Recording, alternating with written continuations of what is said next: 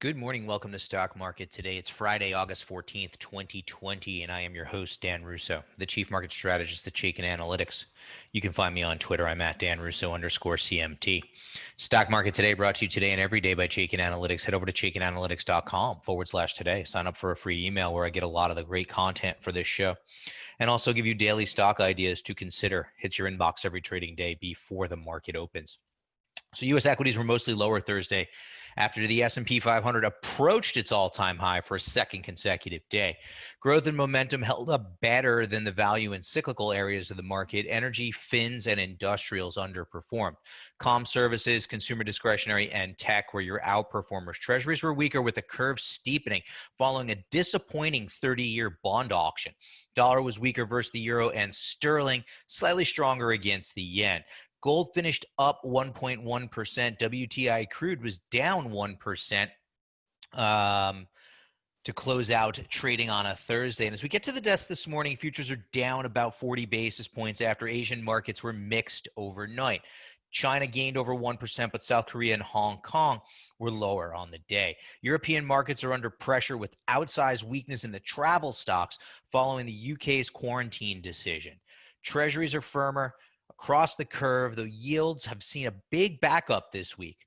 The dollar is stronger against the euro, but lagging on the yen. Gold is down 60 basis points and poised to snap a 9-week winning streak. And WTI crude is off about 1% to kick us off on a Friday morning.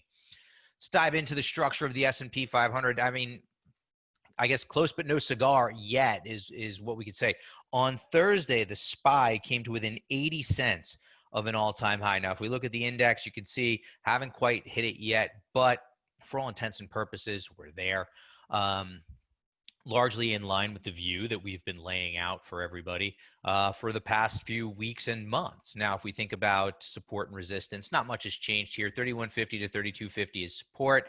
Resistance 3350 to 3400. So we're in the resistance zone.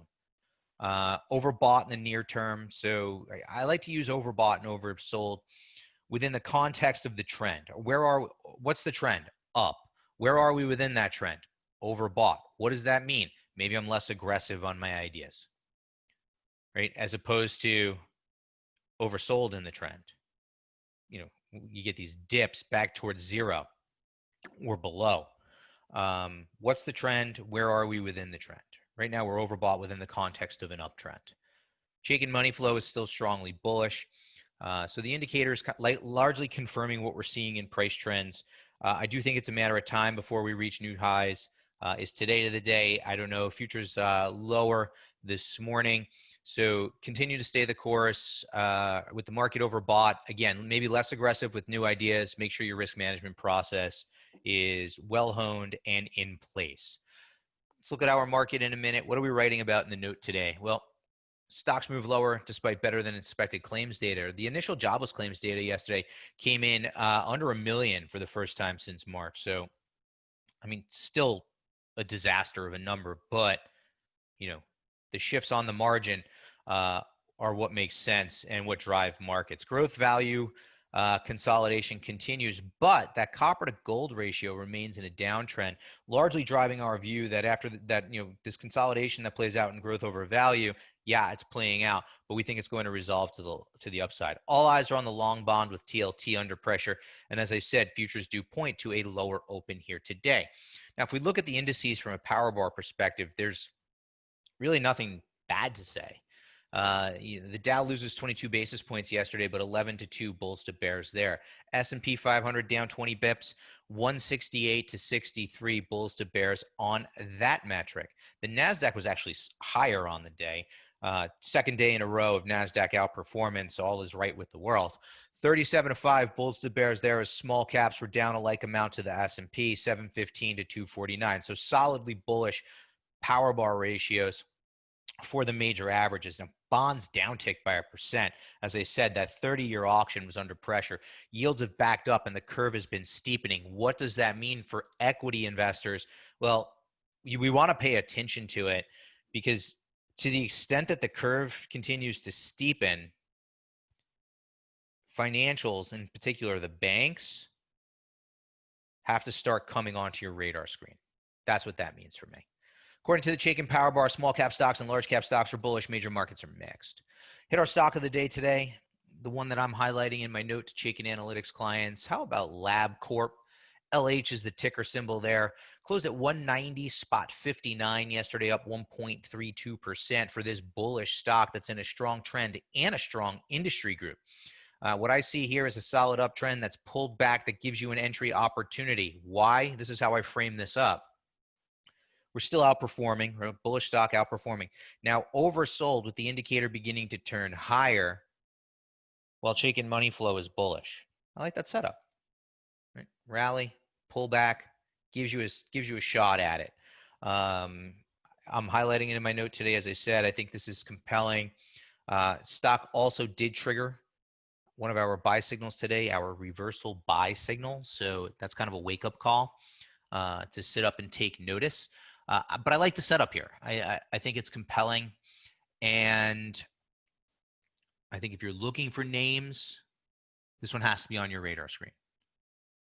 Do you have to buy your whole position now? No, I just told you that the market's overbought. You don't have to be aggressive. But I think this is a name where if you wanted to start a position, I think that's a good idea. That's how I'd be looking at it, and then monitoring it going forward. But LH is our stock of the day today. Sector tracker now, movement of the major sectors over the last 5 days. Look who's still at the top of the list, the one we started talking about earlier this week, the industrials. Now, this shift, this rotation in the market amongst the sectors, we started calling out materials weeks ago. Now we're starting to highlight the industrials. I told you we had to sit up and start to take notice of financials if the curve continues to steepen. So monitor those yields closely. Just because if you're just an equity investor, sure, that's your focus, but you really do have to be paying attention to other markets. So monitor what's going on in the treasury market for a read on financials. Discretionary rounds out the top three. In the middle of the road, energy, materials, staples, and healthcare, all higher. Towards the bottom of the list, utilities are up over the past 5 days, but towards the bottom, tech, real estate, and comms are negative over the past 5 days. I am looking for tech to reassert. Our industry in focus today, and I can't even believe I'm going to start saying that there's signs of life in the energy complex. Now, the relative trend is still bad, but you sit up and take notice of the subtle shifts and see if they begin to play out. So energy, equipment, and services, XES is the ticker symbol of the fund that tracks this group, has actually seen its power bar ratio turn bullish. 4 bulls to 3 bears there. It's still currently ranked number 17 of 21 subsectors. It's lagged the S&P 500 by 38.5% over the past 6 months. But again, as I said, we have to sit up and take notice to subtle shifts. And that's kind of how you find the materials as they're shifting and the industrials as they're shifting. Now, I'm not quite there wholesale on energy just yet, but I think you have to start to pay attention to some of the bullish and very bullish stocks like National Oil, Wilvarco, still a laggard, Select Energy, WTTR, and Technip, FTI, bullish or very bullish ratings. And largely what I'll say is the group continues to underperform, but we want to sit up and take notice, especially when I see a name like Select Energy, WTTR. Now, it's a low-price stock, 550 close yesterday. Does have a bullish rating, strong trend, and again, strong industry group as defined by that power bar ratio. But what's interesting to me is the relative strength turning here. Now, you have to squint to see it, but it's starting to turn. I think that if you're paying attention to names in the group, this is the type of setup that you're looking for. You're looking for these names that have seen diminishing relative weakness and are actually starting to outperform. Now, could it be a head fake like in June? Of course it can. Nobody knows, right? That's why you manage risk. But I want to sit up and take notice of a name like that. Let's hit what's trending now. Yesterday's S&P 500 gainers and shakers are movers and losers. PAYC, Paycom, nothing company specific there, up 5% on the day. Keys, KEYS, up 3.65% following an upgrade from Goldman Sachs. AES, a neutral stock, up 3%. No company specific driver there. Chipotle, CMG, I think you had kind of the growthier and momentum names starting to play out, right? So Paycom, Chipotle, Tyler fall into that group. Chipotle up nearly 3%. Tyler is a bearish stock that was up nearly 3%. on the day yesterday. No company-specific driver there. On the loser side of the board, Cisco earnings report, and in particular, their commentary on 4Q orders being down 10% year over year, sent that stock lower by 11%. Holly Frontier HFC is a bearish stock. Now, again, another energy name, 6.24% to the good. This is why I think if you're looking in the energy space, you have to be very selective.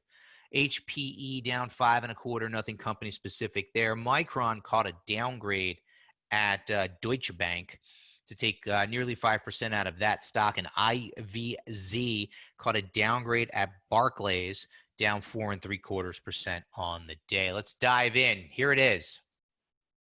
The growth to value, the great growth to value rotation. This is what it looks like on the chart. Right? The headlines scream growth to value rotation. Here's your rotation. A sideways consolidation after becoming extended to the upside. Now, remember in early July here, I started pointing out the extended nature of this relationship. I wrote it up in a note for our clients, right? You can see how overbought it became. And I said, don't chase it. And largely that's been the right call, right? So as we see this consolidation, not short it, just don't chase it. And that's largely played out and continues to play out. Now, I do think that this is going to resolve to the upside. Notice the RSI of the ratio has not broken a bullish regime. And notice that the Qs are holding above relative support against the S&P 500. So I think it's important to do the work. Right? I think it's easy to get caught up in what everybody's talking about, get caught up in what the headlines are. And, you know, if you read the headlines about this rotation, you would think that growth was falling out of bed relative to value. And it's just not the case.